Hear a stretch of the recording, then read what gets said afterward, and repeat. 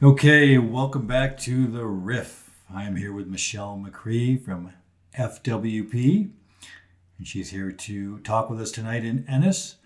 She'll be long gone by the time you hear this podcast, but here she is with no further ado. Yeah, I am. My name is Michelle McGree. I work for Montana Fish, Wildlife, and Parks in the Fisheries Division and the Habitat Bureau. My title is Future Fisheries Coordinator.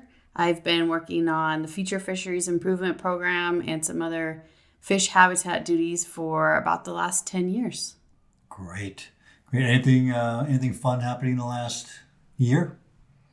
Oh gosh, there's always fun things happening in the habitat world. But I think one of the most notable things that's happened in the last, I would say, 2 years is that the funding for the Future Fisheries Improvement Program increased thanks to the last legislative session. So that's really given us an opportunity to fund more projects and, essentially put more funding on the ground for fish habitat restoration work. Oh, that's great. So what would be what is in like a sweet spot? What project would be right inside your wheelhouse for funding? Oh gosh, we have so many different types of projects. And really, what I tell people is that you can get very creative with it as long as it improves fish habitat. That can look like in-stream flow leasing. It can look like riparian fencing, where you're, working with a rancher or someone in the agricultural industry who wants to keep cattle off of the stream or at least regulate them a little bit more. And we also want to improve stream conditions. Fish screening is something that we've done a lot lately, where we're, keeping fish out of ditches and in the streams. Fish passage is a lot of big projects that we see, replacing culverts with larger culverts or bridges, things like that. So really, we have a really wide range of projects that we focus on. Yeah, it sounds like it. Tell me about fish screening. How much success have you had with that? And are you using traditional screens or bubble screens or both? Yeah, fish screening is a relatively new science. There's kind of a small group of people that are trained and educated in that. There is a criteria that we use that was developed in the Pacific Northwest that we generally focus on, with some exceptions. And those are traditional screening methods. So for people who aren't familiar with fish screens, basically they're structures that go in an irrigation canal or in a stream, and they can either let irrigation water through and then bypass fish. So the screening is exactly how it sounds. The water goes through, the fish don't. The fish go back into the river. Or in the case of screens that are within a river, the fish obviously don't know. Otherwise, they just go right over the structure and the water is piped out. So generally speaking, we go with those kind of structures. Non-traditional screens like bubble screens, the literature is out that sort of method isn't very effective. And so if you're going to spend money on a screen, generally speaking, we try to, look at different alternatives that are able to work a little bit better. Yeah, here at the foundation, we experimented with the bubble screen, and we had all sorts of issues with it. Yeah. But now, how about debris on the fish screen? How do we keep debris from piling up? And Yeah, the technology with fish screens have come a long way. I will say the newer screens are better at basically pushing off the debris off of the screen. We always say that fish screens always require maintenance. There's none of them that are maintenance free. Certainly some of them are easier. And if they're designed right and installed right, the debris is meant to come off of the screen and not stay on there. We've had some issues around the state with algae and pine needles and things that you wouldn't necessarily expect getting stuck in the screen. And I will say the people who work on screens have gotten very creative on trying to figure out how to make that better, either using a cover to try to, prevent sunlight from creating the algae, or tweaking the screen a little bit to accommodate whatever needs to go through it. Nice. I think we're going to revisit some fish screens in the future. Okay, for the folks that can't make it to your wonderful talk tonight, just give me some bullet points on what you're going to touch on so they can know what they're missing. Yeah, I plan to talk a little bit about the program, the Future Fisheries Improvement Program, which is been around almost 30 years, and how much impact we've had statewide, and kind of the history of the program, kind of the different projects that we fund, the projects that we've funded recently. I put out a legislative report every 2 years. That one just came out. I just finished it. So for people wanting some more information, we have that on the Future Fisheries Improvement Program website, which is, if I get this right, fwp.mt.gov/FFIP. Good for you. And then I really wanted to showcase some of the different projects that have been happening around the state to kind of show people some cool things that are happening, and maybe get some thoughts going. And then I also wanted to highlight some projects that have been going on in the Madison River Valley for the last 30 years with this program.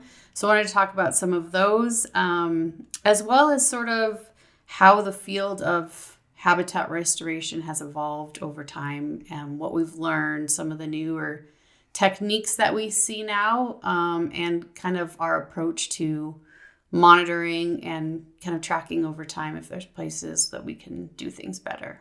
Nice. I love that. Tell me, how big is the fund, and on average, how many projects are you funding each year? So we have, right now, we are asking for $2 million in authority from the legislature. That's what we got last session. The money for the program comes from fishing licenses, as well as the Resource Indemnity Trust Program, which is a tax on energy production. Hasn't been coming in very high lately, so FWP has committed to backfilling the balance with licensed dollars, just general licensed dollars. So we're working with $2 million for every 2 years. That is not divided equally amongst our grant cycles. We have 2 grant cycles per year, so 4 for the biennium. And it just depends. It seems like our winter grant cycles, which has a deadline of November 15th, it seems to be a little bit more popular, I think probably because people have time to apply. Right. And, the funding is, if you are successful in November, the funding's available the next February. Okay. And so that gives people time, the summer, the spring, the fall to put a project on the ground. But we don't expect that to happen right away. People have 3 years to spend money. Our biggest grant cycle lately, which was almost a year ago, was 21 applications. And then this summer we had, I think, 8 applications. So it varies depending on what's out there, but I would say probably the 10 to 15 range is pretty average. Yeah. And what sort of criteria would say, okay, if we had 21 applicants, how many of those, I know there's probably ranges from cycle to cycle, but I imagine there's certain criteria that allows you folks to say yes or no right off the bat.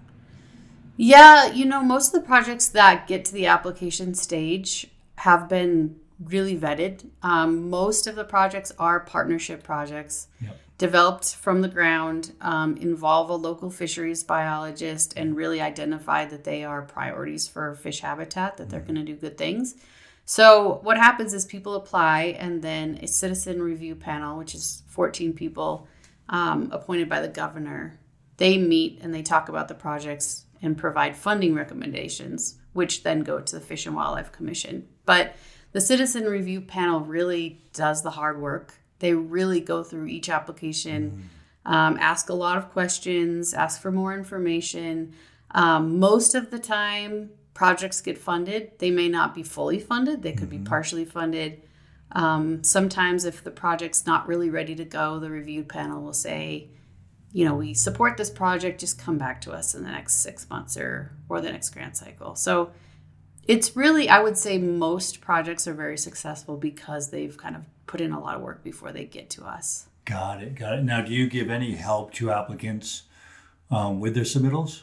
I do. I always offer that people can, give me their application, show me the materials a couple weeks before or months before, and I'll do my best to kind of go through it and suggest things to add or change, with the caveat that the review panel is, the group that's going to Great. decide their funding recommendations. I love that. Yeah, it's always nice to get the support when Yeah. when you're putting in a grant application. All right. The last question I have for you tonight.